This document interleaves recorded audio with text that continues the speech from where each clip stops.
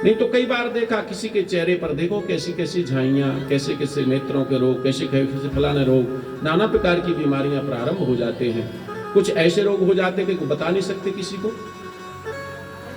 आदि आदि समस्याएं आती जीवन में। तो हमारे जो जीवन का क्रिया लिखी है रामचरितमानस से हमको जीवन में लेना चाहिए।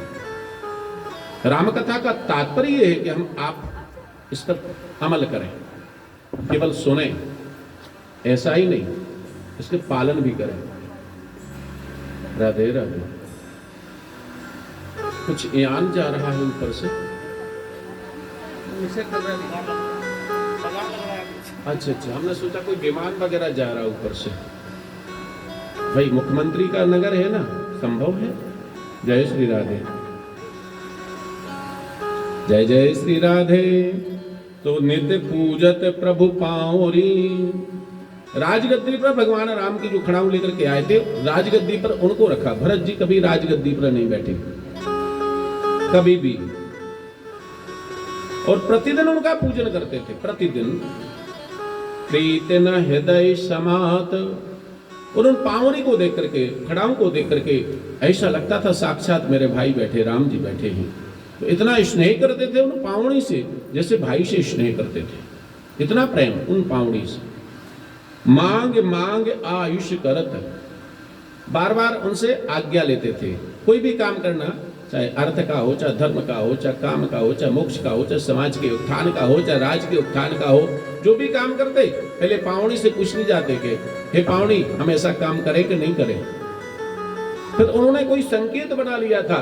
आदेश मिलता है, फूल चढ़ा देते, आदि चढ़ा देते, फूल गिर गया मतलब आज्ञा मिल गई राम जी की, यहाँ कर सकते।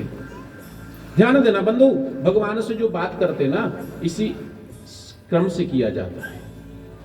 कोई बोल देना भगवान का आदेश हो गया, कैसे?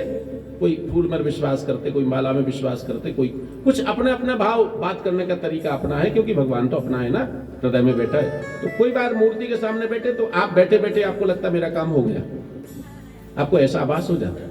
आप बैठे, फूल माला चढ़ा के, फूल चढ़ा करके बैठ गए सामने, और जो आपकी कामना है, कामना लेके बैठे, फूल गिर गए मतलब काम हो गया। फूल नहीं गिरा मतलब अभी रुकना है।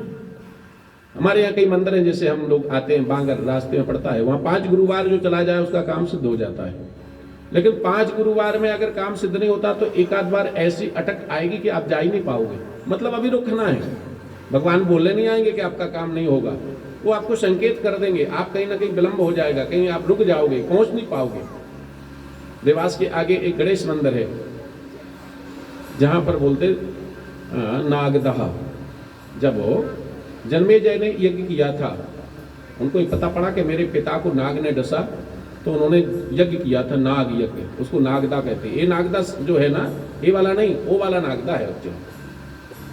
छोटा सा गांव बचा है, अब देवास बड़ा हो गया है, नागदा छोटा सा बचा, तो वहाँ नागदा हुआ था, वहाँ नाग, तो वहाँ एक गणेश मंदिर है पुराना, उसी समय का। वहाँ भी नियम है कि 5 बुधवार अगर आप पहुँच गए तो आपका काम सिद्ध हो गया, नहीं तो आप 5 बुधवार नहीं पहुँच पाओगे। कोई कारण, कहीं जाना पड़ा, कहीं कोई कारण आ गया, ये सब संकेत हैं भगवान से बात करने की। तो जीवन में अगर आपको कभी ऐसा विश्वास हो, कॉन्फिडेंस हो, तो आप ऐसा भी परीक्षा कर सकते हैं। परीक्षा के भगवान से प्रार्थना कर सकते हैं, तो निश्चित भगवान कृपा करते हैं। तो प्रतिदिन उनसे आज्ञा लेते। और एक और बात भगवान भरत जी ने की कि फिर भगवान भरत जी अयोध्या में नहीं रहे। पास में एक ग्राम था, नंदी ग्राम करके, उसमें रहते थे। जमीन को खुदवा करके और उस पर आराम करते थे जमीन में। वो कैसे रहने लगे, उनका जीवन कैसा था? कहीं पुर बसत भरत बिनुरागा, चंचरी जिम चंपक बागा, राम बिलासु राम अनुरागी, तजत बमन जिमो जन बड़ भागी। अयोध्या में रहते हुए भी ऐसे रहने लगे जैसे कोई सुंदर बगीचा लगा हो। विचार करना, और वहां केवल चंपा के फूल लगे हो, केवल चंपा के। तो वहां भौरा मडरा तो सकता लेकिन बैठ नहीं सकता। चंपा के फूल पर भौरा नहीं बैठता। राधे राधे, कभी देखना, उसको उससे परागकण नहीं मिलता है। तो हम रहें तो बाग में, लेकिन उससे लाभ कुछ भी नहीं। तो रहते तो ग्रस्त जीवन में, लेकिन ग्रस्त से कोई मतलब नहीं। ऐसा जीवन भरत जी ने जिया, और जब तक भगवान राम नहीं आए जब तक ऐसे ही जिए। राजकाज करते थे, लेकिन कभी राजगद्दी का, कभी राज जीवन का, कभी वस्त्र आदि पहनने का ये आनंद उन्होंने नहीं लिया। ऐसा जीवन भरत जी ने प्रारंभ कर दिया। और यहाँ भगवान एक बार बैठे हुए थे, क्योंकि भगवान तो वन में है। ध्यान देना, जो वन में जाता है वो बन जाता है। राधे राधे। हमारे आपके जीवन में कोई कठिनाई आती है ना, कोई समस्या आती है ना, तो हम क्या करते हैं? दुखी हो जाते हैं। हो सकता है यह हमारी परीक्षा हो, या यही वन में जाना है हमको, तभी तो हम बनेंगे। अगर भगवान अयोध्या के राजा रहते तो हो सकता हम आप उनके गुणगान कर पाते, नहीं कर पाते। लेकिन भगवान बन गए तो बन गए, वो बन में गए इसलिए बन गए, वो ना बन जाते ना बनते। एक बार भगवान एक बार चुनि कुसुम सुहाए, निज कर भूषण राम बनाए। सुनिएगा, राम जी का जीवन भी जंगल में है, और एक बार बड़े प्रसन्न है तो बढ़िया बढ़िया सुंदर सुंदर पुष्प चुने भगवान ने, चयन किया और अपने हाथ से माला बनाई और सीता जी को बांध रहे हैं। आज का पति बांधे तो पड़ोसी देख ले तो नाराज हो जाए, देखो अपनी पत्नी को संभाल रहा है। शायद इतने पति बैठे, एक ने भी अपनी पत्नी को माला बांधी हुई, बांधी क्यों बंधु, बांधी नहीं बांधी सर। राधे राधे। भगवान राम जी अपने पत्नी सीता जी को माला बांध रहे, बालों में श्रृंगार कर रहे सीता जी का। इस श्रृंगार को देखा तो इंद्र के पुत्र जयंत को मन में लगा कितनी सुंदर सीता है। उसके मन में थोड़ा सा विकार पैदा हुआ, और राम में कितनी ताकत है, मेरा क्या बिगाड़ लेंगे, मैं तो इंद्र का पुत्र हूं। तो जाकर के सीता जी के चरणों में चोंच मार दी, अभद्र व्यवहार कर दिया आज की भाषा में। और भगवान राम ने देखा तो सीता जी के पैर में से खून निकलने लगा। बड़ा क्रोध आया राम जी को, और राम जी ने वहीं पर, कुछ था नहीं पास में, धनुष बाण नहीं लेकर बैठे थे। अब पति पत्नी बैठे तो कोई अस्त्र शस्त्र लेके थोड़ी बैठते, प्रेम में तो पति पत्नी बैठे हुए थे। वो तुरंत एक तिनका उठाया और तिनका लेकर के राम जी ने उसके पीछे से मार दिया। जयंत भाग रहा, पीछे पीछे तिनका बाण का रूप धारण करके भाग रहा। भागते भागते भागते भागते ब्रह्मलोक में गया, शिवलोक में गया।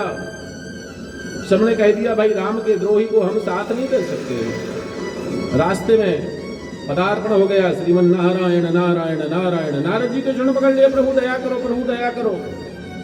बोले राम के द्रोही को कौन साथ दे सकता है, जाओ उनके चरणों में क्षमा मांगो। जाकर के भगवान के चरणों में लेट गया, त्राहि माम शरणगता, हे प्रभु दया करो, हे प्रभु दया करो, हे प्रभु कृपा करो। वैसे तो इसने अपराध तो बड़ा किया था, लेकिन भगवान है, दयालु है, तो भगवान ने उसको क्षमा कर दिया और कह दिया कि ध्यान देना, अगर पत्नी पत्नी बैठे हों कोई भी, कहीं कितना चाहे बड़े लोग हो चाहे छोटे लोग हैं, किसी को उनके बीच में नहीं जाना चाहिए। इसलिए तब से हमारे यहाँ परंपरा है, कोई पति पत्नी अपने कक्ष में बैठे तो वहां नॉक करके जाना चाहिए, भले आपके सगे संबंधी क्यों ना हो। पति पत्नी है किसी स्थिति में बैठे हैं तो आप पहले नॉक करो, दरवाजे पर आवाज दो, फिर आप अंदर प्रवेश करो। ये हमारी मर्यादाएं हैं शास्त्र की, धर्म की, ये होना चाहिए, प्रत्येक घर में होना चाहिए। तो ना तो आपको बुरा लगेगा ना उनको बुरा लगेगा। अधिकांश घर की लड़ाइयां इस कारण से भी हो रही हैं। स्वतंत्रता हम देना नहीं चाहते बच्चों को, और फिर बाद में हम चाहते कि हमारा सम्मान करे। कैसे होगा सम्मान? आप मर्यादा के लिए खुद मर्यादित तो हो। इसके बाद भगवान आगे बढ़े तो अत्रि जी के आश्रम में आए। अत्रि के आश्रम जब प्रभु गए, सुनत महामुनि हर्षित भयो। अत्रि जी ने बड़ा स्वागत किया राम जी का। आगतम सुस्वागतम बा, इतना स्वागत किया, खड़े हो गए, हे प्रभु पधारे, हे प्रभु पधारे। और वैसे तो उन्होंने बहुत प्रार्थना करी, थोड़ी सी प्रार्थना, एक आध छंद अपन बोल करके आगे बढ़ेंगे। जीवन में किसी प्रकार का दुख तकलीफ होए तो आप लोग भी अरण्य कांड के छंदों का प्रार्थना करा करें। हर घर में रामायण होती, अरण्य कांड, अरण्य, अरण्य जानते ना, जंगल, पहाड़, पर्वत। तीसरा कांड, पहला बाल कांड, फिर अयोध्या, फिर अरण्य, जहां भगवान जी वन में रहे। अरण्य कांड में एकाद नमामि भक्ति वत्सलम कृपालुशील कोमलम भजामि ते पदाम्बुजम अकालिनाशदामिदं निकामे श्यामे सुंदरम भवं मंदरं प्रफल्लकंजलोचनं मदादिदोषमोचनं प्रबल्लभाव विक्रमं प्रभाय प्रमेय वैभवं निसंगतापसायिकं धरं लोकनायकं गणेश वंश मंडनं महेश चापि खंडनं मुनीन्द्र संत रंजनं सुरारि दंडवंदनं मनोज वैरि वंदितं अजादि देव सेवितं विशुद्ध बोध विग्रहं समस्त दोषणापहं नमामि इंदिरापतिं शुभाकरं शतांगद भजन शक्ति सानुजं सजीव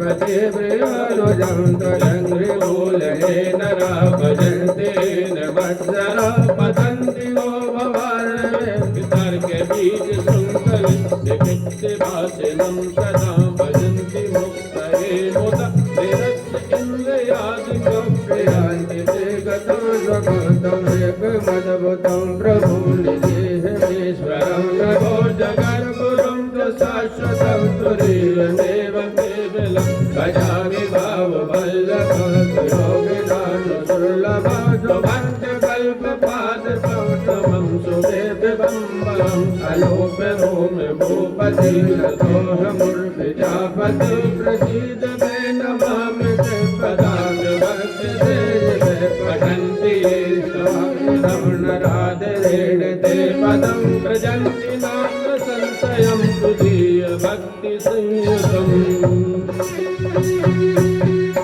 विनती कर मुनिनाय सिर कर कर जोरि बहोर चरण सरोर नाथ जन कबहु तजे मति मोर।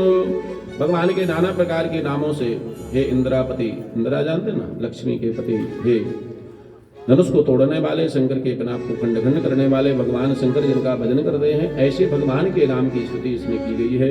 हे प्रभु हमारे ऊपर दया करो, हमारे ऊपर कृपा करो। ऐसी उन्होंने छंद के माध्यम से, रामायण में चौपाई, छंद, सोरठा, दोहा है ना, ये पाए जाते, कहीं कहीं कवित्व भी पाया जाता है। इतने प्रकार के यहाँ छंद हैं अलग अलग। ये छंदोबद्ध गीत में गेयम गाया गया, मतलब प्राचीन काल में भी गाने की परंपरा राधे राधे, और हम आप गाएं तो गाना चाहिए।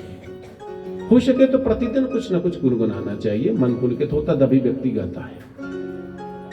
कोई दुखी हो, उससे बोला कि गाओ तो गा पाएगा क्या? जिस दिन मन पुलकित होगा तो गाएंगे। तो कुछ गुनगुनाना की आदत डालो। आप भोजन बना रहे तो गुनगुनाओ बढ़िया, आप प्रसन्न रहोगे। फिर ये नहीं लगेगा क्या करें रात दिन केवल रोटी और सब्जी, बस यही काम है हमारे जीवन में। पर आपको पहाड़ नहीं लगेगा, पर आनंद आएगा। भगवत कृपा से मैं अपने परिवार को भोजन कराती हूँ, मैं घर की अन्नपूर्णा हूँ। इस भाव से आप जब भोजन का निर्माण करोगे ना, तो पौष्टिक तो होगा ही होगा, स्वादिष्ट भी होगा, और सब प्रकार का पोषित करने वाला तत्व तो उसमें समाहित हो जाएंगे। क्योंकि आपका हृदय रूपी रस, प्रसन्नता मय रस जब उसमें समाहित होंगे तो आपको स्वादिष्ट के साथ साथ पोषक तत्व भी प्राप्त होंगे। जीवन में प्रसन्न मन होकर के हर काम करना चाहिए। आप खुद अनुभव कीजिएगा, एक दिन बड़े प्रसन्नता से भोजन निर्माण करना और एक दिन गाली देते हुए रोटी बनाना। क्या करूं मेरे जीवन में केवल रोटी, इतना पढ़ा लिख के मेरे मम्मी पापा ने इतना पढ़ाया, फिर भी ये रोटी बनाना पड़ती, यही रोटा बोलते ना बाल रोटा। एक दिन बना के देखना, फिर खा के खुद देखना, और आप ही स्वाद अपने अनुमान लगा लेना। राधे राधे। दोनों में आपको कितना अंतर मिलता है। इसलिए जो भी करो, हमारे गुरु भाई एक जी अवधेशानंद जी महाराज, वो कभी कभी कहा करते हैं मुझे, शब्द उनके बड़े अद्भुत लगते हैं। कभी कभी बोले हमारा मन भी लगता है कि रोज ना राम राम राम राम कब तक करें,